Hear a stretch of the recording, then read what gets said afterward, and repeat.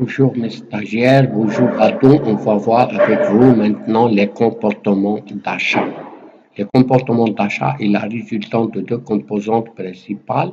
Première composante, c'est des variables d'influence appelées stimulés, un processus de décision d'achat. Maintenant, on va voir qu'est-ce que c'est, quelles sont les variables d'influence qu'on appelle aussi stimulés.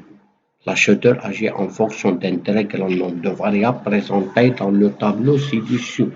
Il y a plusieurs variables, les variables personnelles, les variables liées à la situation d'achat, les variables d'environnement commercial, les variables psychologiques, les variables d'environnement proche, les variables d'environnement général qu'on va résumer dans le tableau suivant.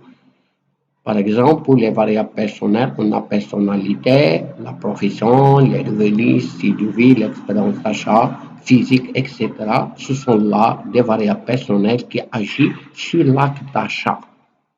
Il y a un autre type de variables, les variables psychologiques, exemple motivation, frein, attitude, les variables liées à la situation d'achat, lieu d'achat, moment d'achat, fréquence d'achat, destinataire d'achat.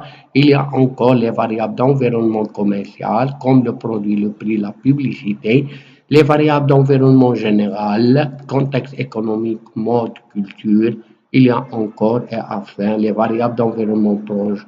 Ce sont des variables qui sont en contact direct avec l'acheteur qui influencent sur l'acte d'achat, par exemple la famille, l'ami, la classe sociale, les groupes de référence. Maintenant, on va voir la deuxième composante de comportement d'achat, c'est le processus de la décision d'achat. Le processus d'achat part de la manifestation d'un problème. Il y a première chose un besoin. Ça implique la recherche de solutions pour résoudre ce problème et la sélection de la solution la mieux adaptée à la satisfaction. Ces étapes qu'on peut résumer de façon générale à la manifestation d'un besoin.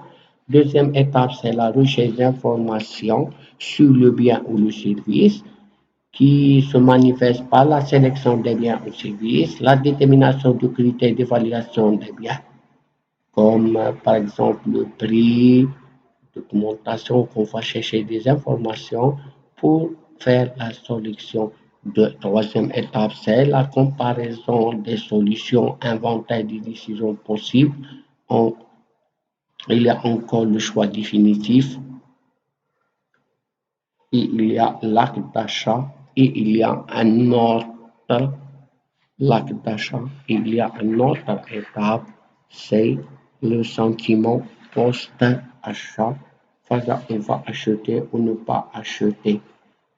Et il y a satisfaction après l'achat, ça veut dire qu'on a bien satisfait qu'on va acheter une deuxième fois ou bien jamais acheter.